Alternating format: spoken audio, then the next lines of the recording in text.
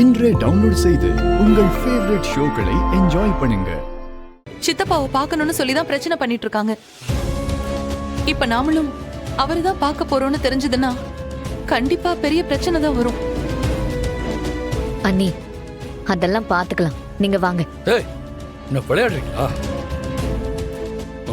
பார்த்தல இவனுக்கு கிட்ட மாட்டினா என்ன ஆகும் தெரியுமா? அப்போ உள்ள போகாம இங்கே நின்னுட்டு இருக்கலாமா? அக்கா, நீங்க வாங்க பாத்துக்கலாம். நான் இருக்கேன்ல, வாங்க. டைம் வேஸ்ட் பண்ண வேண்டாம், வாங்க அண்ணி. கபிலா, நாம எப்படியாவது சித்தப்பாவை பார்த்துதான் ஆகணும். வா போலாம்.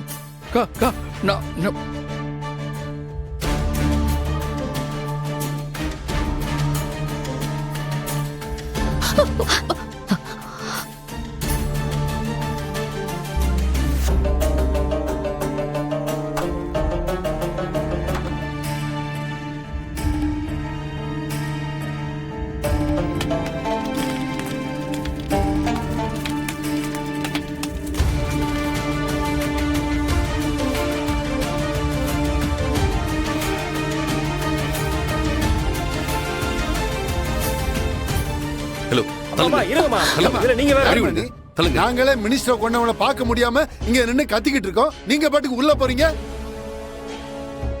அது ஒரு முக்கியமான விஷயமா நாங்க கொஞ்சம் உள்ள போனோம்.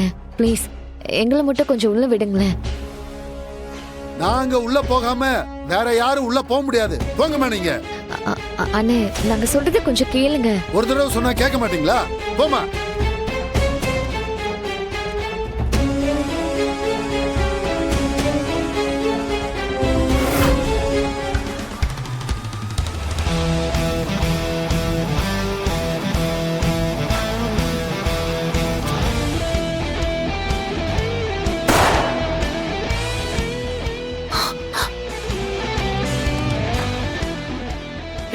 என்னப்பா, நம்ம ஆளுங்க இப்படி பண்ண என்ன? நம்ம ஆளுங்க இப்படி பண்ண எப்படி? இல்ல, கொஞ்சம் அமைதியா இருங்க.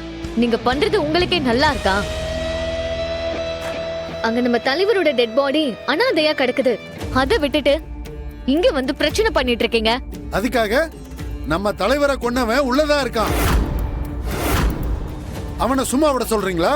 உங்கள மாதிரியே எனக்கும் தான் வருத்தம் இருக்கு. மினிஸ்டரை கொலை பண்ணிட்டாங்கன்னு கேள்விப்பட்டதும் சாப்பிட கூட இல்ல. நேரா இங்கதான் வந்திருக்கேன்.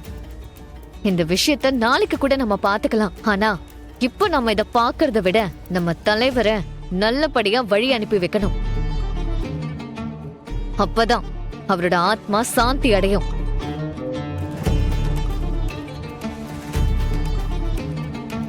ஏம்பா, அந்த பொண்ணு சொல்றது சரிதானே? வாங்க நம்ம போய் நம்ம தலைவரை பாப்போம். இதை எப்ப வேணாலும் பாத்துக்கலாம்.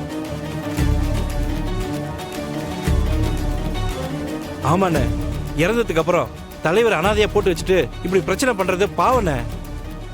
இப்படி பண்றது நம்ம தலைவரை அவமதிக்கிற மாதிரி.